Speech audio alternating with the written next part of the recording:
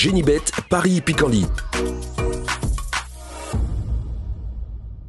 En ce moment, profitez de 250 € de bonus de bienvenue. Bonjour à toutes, bonjour à tous, direction l'hippodrome de Saint-Galmier pour l'épreuve principale, le Quintet Plus Top 5 Génibet de ce mercredi 16 octobre. Il s'agira d'une nouvelle étape du GNT, du Grand National du Trot, édition 2024. Nous évoquerons donc cette compétition en début de programme dans la première partie de l'émission. Et dans la deuxième, sachez que j'aurai des informations à vous transmettre, des coups de cœur à vous indiquer, puisque j'ai pu m'entretenir avec certains entraîneurs ou autres drivers étant de la partie en ce mercredi. Je vous invite par ailleurs à partager ce programme, à le liker. Vous en avez désormais l'habitude et nous vous en remercions. Donc pour cette 11e étape du GNT, j'aime beaucoup le numéro 12, Jazzman de Bayeul. J'ai pu m'entretenir récemment avec son mentor Arnaud Zirmet qui nous a d'ailleurs donné un beau gagnant à l'occasion d'une réunion organisée dimanche à Graigne. Joyce the Poker Pro a en effet dicté sa loi à 7 contre 1. Jazzman de Bayeul est le fer de lance de son écurie, c'est un cheval de qualité, il fait partie des meilleurs 5 ans sur la scène nationale, un cheval qui a terminé deuxième du prix Louis Jariel cette année, avant de tenter l'aventure dans le critérium des 5 ans. Depuis, il a remporté le prix Émile Bézières. Bref, ici, malgré son rendement de distance, il se déplace dans le centre-est avec de sérieuses prétentions. Le lot est à mon avis dans ses cordes, le 12 Jazzman de Bayeul.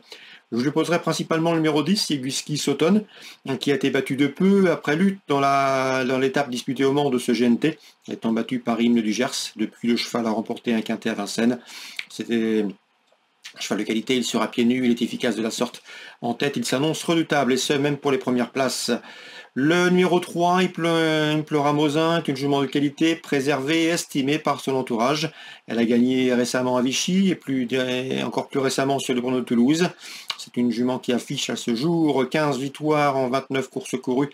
Sachez également qu'elle a couru 3 fois sur le tracé proposé. Résultat de victoire, une place de 3e, du 100% de réussite sur le podium. Numéro 3, Imploramosin mérite également un large crédit. Je le reposerai principalement le 14 Orchestro, cheval de qualité. Il ne faut pas lui tenir rigueur de sa disqualification enregistrée dans le Grand Prix du Centre-Est dernièrement.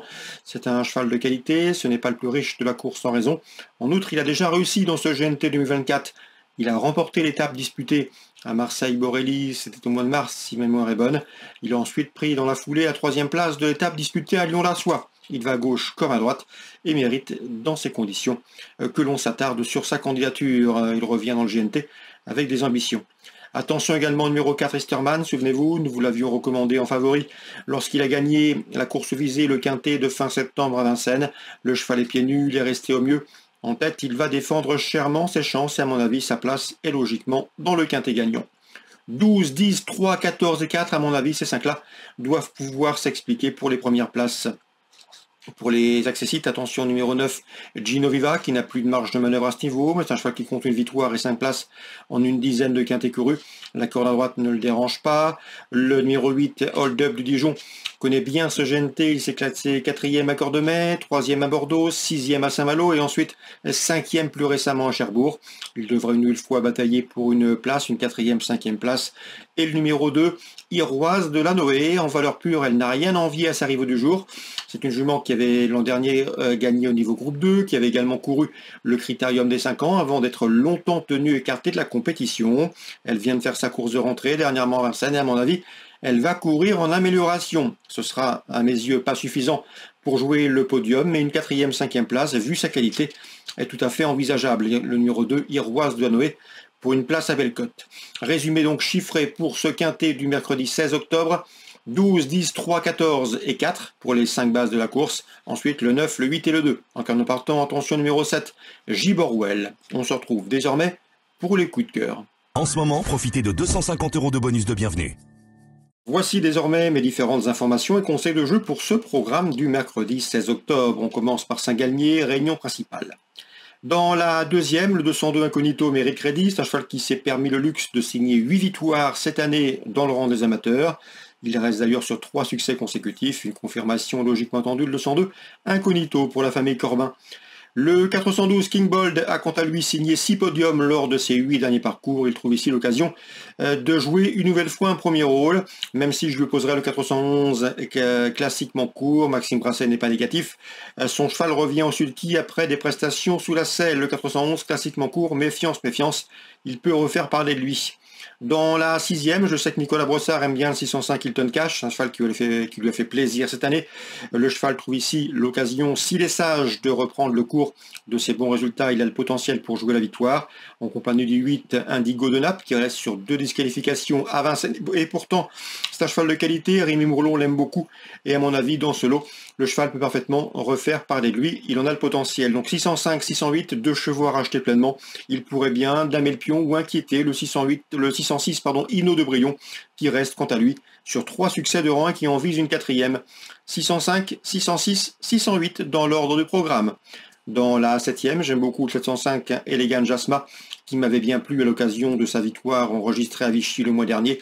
Elle revient ici être remontée avec de sérieuses prétentions. Dans la 8e, le 801 entraînement Brossard mérite crédit. C'est un cheval qui revient corde à droite avec des ambitions. L'occasion lui est donnée de se racheter.